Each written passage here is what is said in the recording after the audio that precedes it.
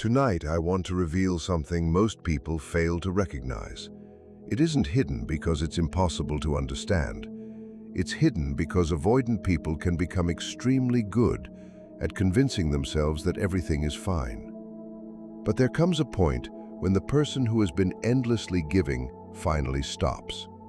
And strangely enough, that is often when the avoidant's emotional world begins to unravel. Avoidants and empaths can feel like complete opposites.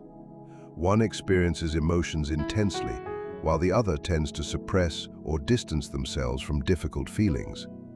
One seeks closeness and reassurance, while the other creates space whenever intimacy starts feeling overwhelming.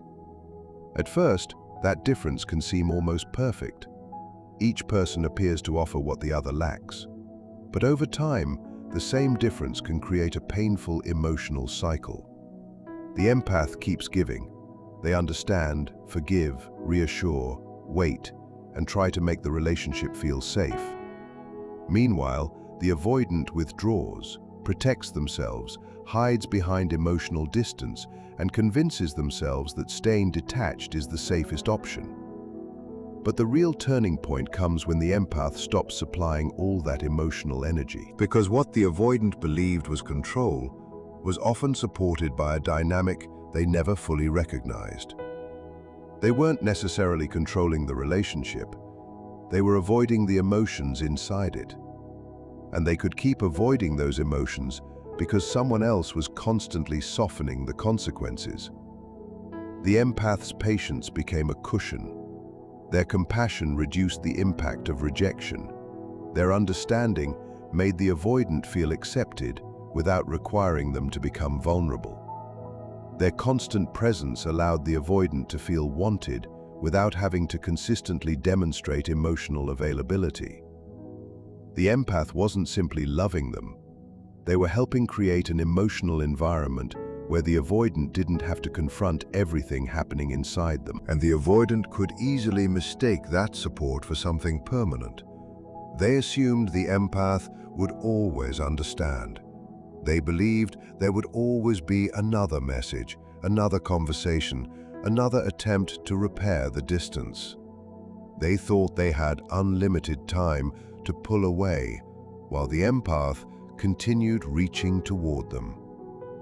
Then one day, something changes. The empath becomes quiet, not angry, not cruel, not deliberately trying to punish anyone, just quiet. It's the kind of silence that comes after emotional exhaustion, the kind that says, without needing to say anything, "I cannot carry this connection for both of us anymore." At first, the avoidant may barely react. They might assume it's temporary. They expect the empath to come back because that has happened so many times before. They believe the familiar emotional pattern will eventually restore itself. But when the silence continues, something inside them starts to feel different. They begin experiencing uncertainty. The emotional stability they had unconsciously depended on starts disappearing. The person who once absorbed the tension, offered reassurance, and kept the connection alive is no longer doing it. And that's where the real internal struggle can begin. The avoidant may have spent years believing distance makes them powerful. They may feel safest when emotions are suppressed and closeness is controlled. But when the empath also steps back, that same distance can stop feeling like freedom and start feeling like emptiness. For the first time, there is no one filling the emotional space they created. The reassurance is gone. The patience is gone. The constant effort is gone. And the feelings they kept pushing aside can suddenly become much harder to avoid. Their insecurities, their fear of rejection, their unresolved pain, their need for connection, their fear of vulnerability, their doubts about their own worth, even the loneliness they disguised as independence. All of it can begin rising to the surface. And this kind of emotional collapse doesn't necessarily look dramatic from the outside. There may be no obvious breakdown. Sometimes it happens quietly, internally, while the person continues acting completely unaffected. But beneath that calm exterior, they may start noticing the absence. They miss the warmth they once considered overwhelming. They think about the conversations they took for granted. They remember the patience they once dismissed. They begin realizing that the person they assumed would always be there actually had limits. And that realization can create regret. They believed the empath's love was guaranteed. It wasn't. They believed they were always the one deciding when the relationship moved closer or farther away. They weren't. They believed they could keep withdrawing without consequences. Eventually, they had to face those consequences. The painful truth is that the silence doesn't create their emotions. It reveals emotions that were already there. The empath's absence removes the distraction. Without someone constantly repairing the emotional distance, the avoidant has more room to recognize what that distance has actually cost them. This is why silence can become such a powerful turning point. Not because silence is a manipulation tactic, but because genuine withdrawal of emotional effort changes the entire dynamic. And there is something else important to understand. Avoidants may have spent years using silence as protection. When emotions become overwhelming, they retreat. When intimacy feels threatening, they create space. When vulnerability feels uncomfortable, they shut down. Silence becomes their shelter. For them, silence can feel like control. As long as they are the one creating the distance, they can decide how close the relationship gets. They can step away whenever emotions become too intense and return whenever they feel safe enough. And for a long time, the pattern works because the empath keeps filling the silence. The avoidant withdraws, and the empath reaches out. The avoidant becomes distant, and the empath offers reassurance. The avoidant stops communicating, and the empath tries harder to restore the connection. Eventually, the avoidant may start believing that their silence has no real consequences because the other person always bridges the gap. But then the pattern breaks. The empath becomes quiet too. Not because they suddenly stopped caring, not because they want revenge, not because they are trying to manipulate the avoidant into chasing them. They simply reach the point where they can no longer abandon themselves just to keep a relationship emotionally alive. Empaths often don't become silent because they have nothing left to say. They become silent because they've said the same things too many times without feeling heard. They become quiet when explaining their pain no longer changes anything. They become quiet when love starts consuming more of them than it gives back. And when that happens, the avoidant's definition of strength can begin to change. Because the silence they once used to protect themselves is now coming from the other side. For the first time, they are not controlling the distance, they are experiencing it. And that can force them to confront something they spent a long time avoiding. The emotional reality of what happens when the person who always reached for them finally decides to stop reaching. Silence no longer feels comforting to them. It starts to feel frightening. What once seemed like control suddenly feels like something slipping away. The quiet that used to give them relief now feels heavy, almost impossible to escape. For the first time, the avoidant may experience a kind of emotional panic they spent years avoiding.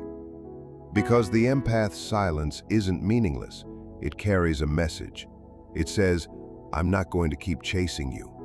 It says, "I've given as much as I can." It says, "This time the distance isn't something you created. It's a choice I'm making for myself."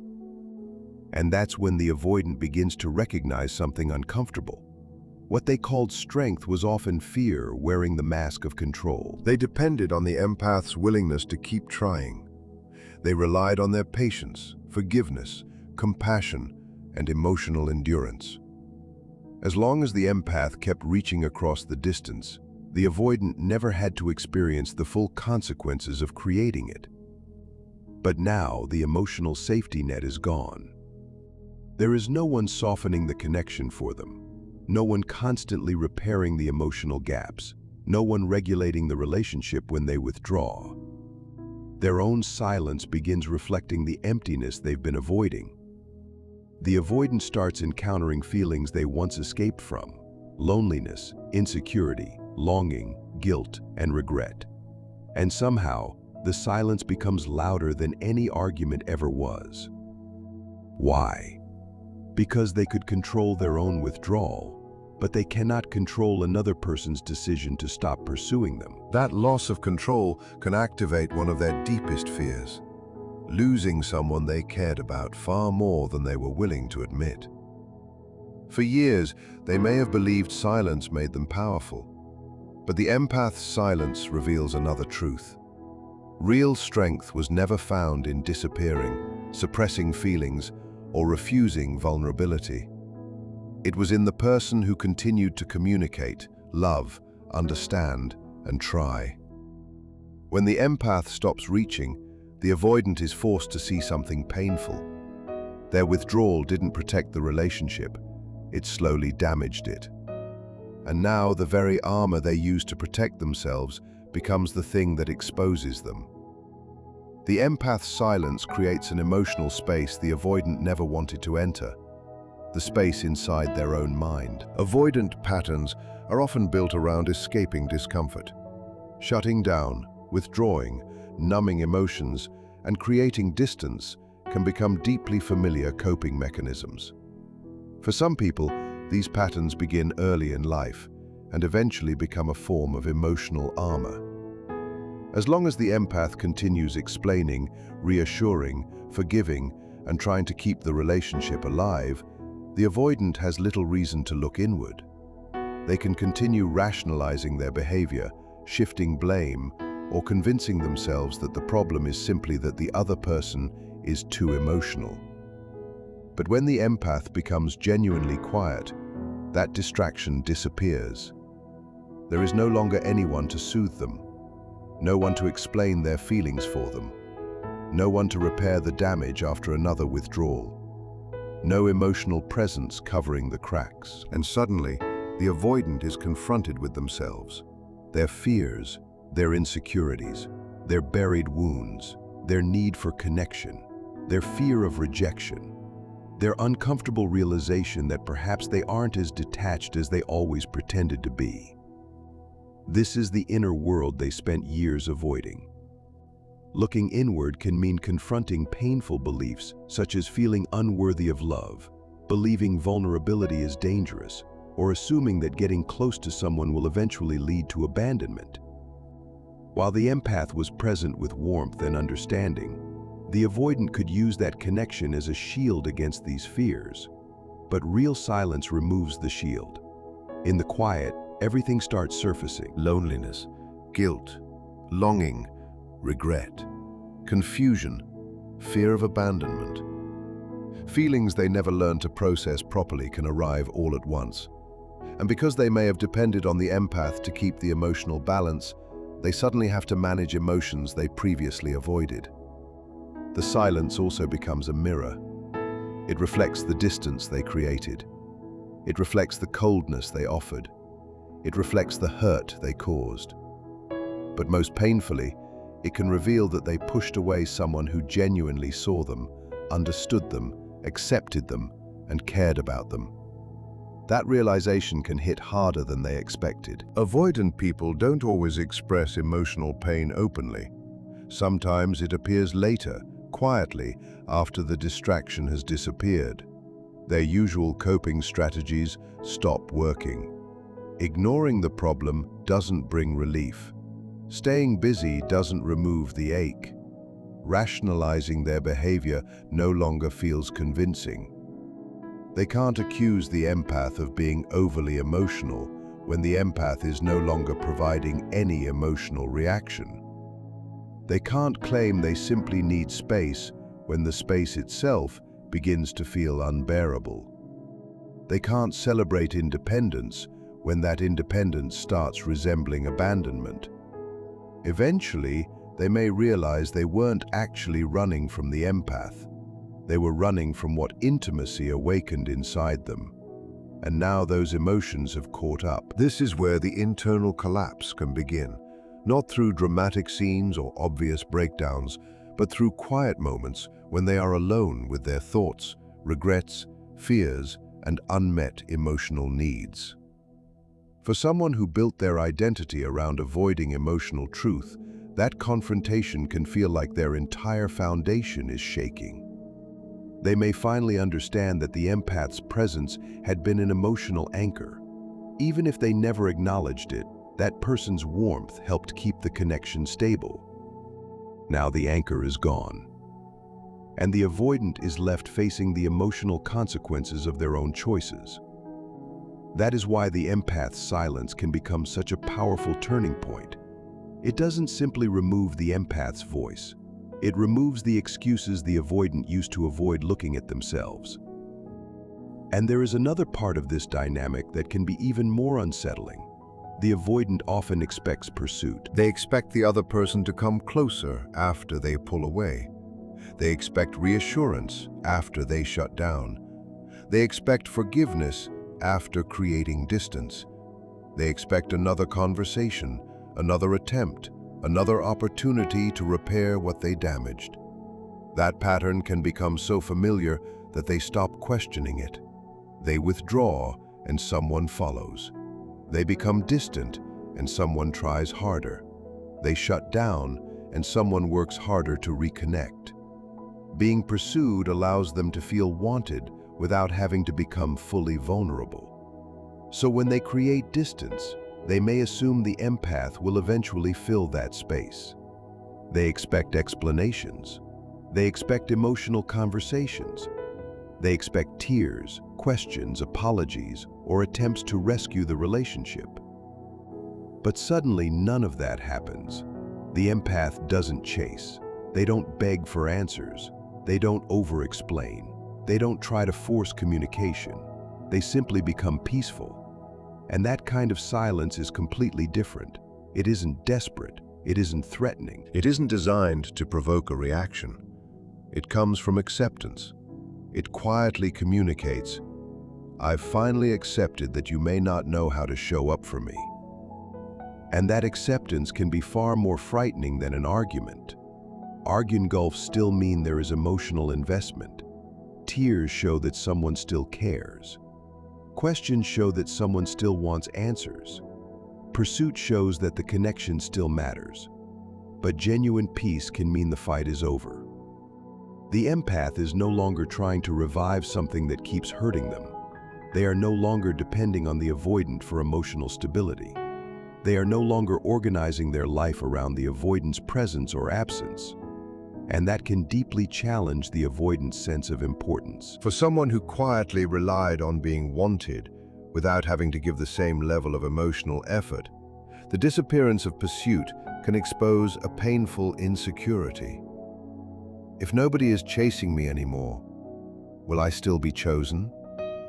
The answer becomes uncomfortable. They didn't necessarily lose control. They lost their position in someone's emotional world. They lost the certainty that someone would always be waiting. They lost the person who continually filled the gaps they created. And that's when they may realize their supposed power was never entirely theirs. It was supported by the empath's effort, supported by their patience, supported by their resilience, supported by their willingness to keep the connection alive. When that energy disappears, the illusion of control begins to crack. Peace gives them nowhere to hide. No emotional chaos to blame. No endless conversations to distract them. No pursuit to reassure their ego. Just the truth. They are alone. Not necessarily because the empath didn't love them, but because they never learned how to remain emotionally present when love became real. Eventually, the avoidant may recognize the painful cost of their fear. They spent so long believing distance would protect them that they failed to realize distance could eventually destroy the very connection they secretly wanted. The empath's silence isn't revenge. It is often the natural consequence of prolonged emotional neglect. And in that silence, the avoidant may finally see what their fear has cost them. They may realize that the love they assumed would always be available was never guaranteed. They confused patience with permanence. They mistook loyalty for dependence. They assumed forgiveness meant the empath could never leave. They believed there would always be another chance. But the moment the empath stops chasing, that illusion disappears. And for the first time, the avoidant has to face the possibility that the person they expected to always remain may have finally chosen themselves. They convince themselves that unconditional love means someone will tolerate anything forever. But that's not what unconditional love means.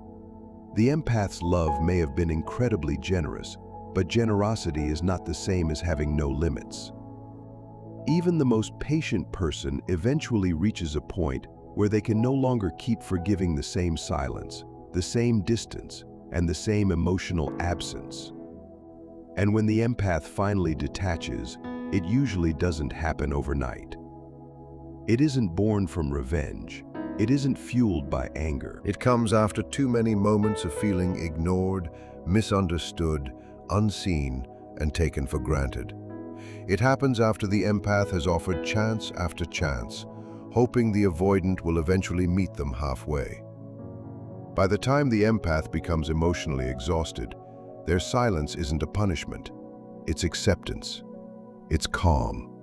It's the truth they can no longer run from. And that silence becomes the mirror the avoidant never wanted to face. Suddenly, everything they avoided begins coming into view. The consequences of their distance, the pain caused by shutting down, and the wounds created by repeatedly choosing fear over connection. The avoidant can no longer hide behind the story that nobody ever truly loved them, because now they remember someone who did. Someone cared deeply. Someone tried to understand them. Someone offered patience, warmth, forgiveness, and emotional safety without demanding perfection in return. And despite all of that, they still kept pulling away. That's when a painful realization begins taking shape. Running didn't protect them from losing what mattered. Running caused the loss they were terrified of experiencing. Their fear became the very thing that took away the person they were afraid to lose. And that realization can feel like a quiet earthquake inside them. They begin remembering moments they previously dismissed, the messages they ignored, the affection they didn't appreciate, the conversations they avoided, the invitations to become closer that they repeatedly rejected, the patience they received without recognizing its value. They start looking at old memories through completely different eyes. And suddenly, they understand something they couldn't see before. The empath kept loving them even when loving them was difficult, even when emotional walls were standing between them, even when the avoidance fear kept pushing them farther away. That realization can hurt more than the breakup itself, because the avoidant isn't simply realizing that they lost someone. They're beginning to understand how their own behavior contributed to that loss. The empath didn't stop caring. The avoidant simply made it increasingly difficult for that love to reach them. The empath wasn't necessarily too much. The avoidant had become unavailable to what was being offered. They weren't forced out of the relationship. They created the distance themselves. And now they're finally standing on the other side of the distance they built. That kind of realization doesn't usually happen dramatically. It happens privately, late at night, early in the morning. During ordinary moments when an unexpected memory suddenly hits. Pride starts being replaced by regret. Day starts being replaced by longing. And the avoidant may begin wishing they had stayed present a little longer, communicated more honestly, listened more carefully, and allowed themselves to be vulnerable instead of immediately retreating. They may even begin questioning decisions they once believed were obvious. Maybe that feeling they called intuition was actually fear. Maybe the connection wasn't the problem. Maybe their reaction to closeness was the problem. Silence teaches them something painful. They didn't lose the empath simply because the empath walked away. They lost the connection because they repeatedly failed to participate in the emotional work required to sustain it. The collapse happens when they finally recognize the depth of what was offered to them. They see how much patience they received, how much loyalty, how much understanding, how much emotional generosity. And now they realize that something they once treated as ordinary was actually rare. They had genuine love within reach, but fear kept convincing them to step away from it. This is why the collapse is less about losing control and more about losing denial. For years, the avoidant may have told themselves that closeness was dangerous, that vulnerability would trap them, that emotional dependence would eventually lead to pain. So they developed habits of shutting down, withdrawing, suppressing feelings, and maintaining distance. Those habits became their protection. Eventually, they became their identity. They told themselves they were simply protecting their heart.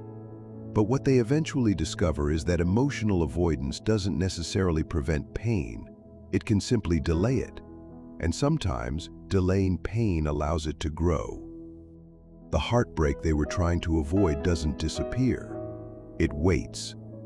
Then silence arrives, and suddenly they have nowhere left to hide from it. For the first time, they may understand that intimacy was never the thing hurting them. Their constant escape from intimacy was. Every time they locked their heart, they also locked themselves away from the love they wanted. Their strategy didn't prevent heartbreak.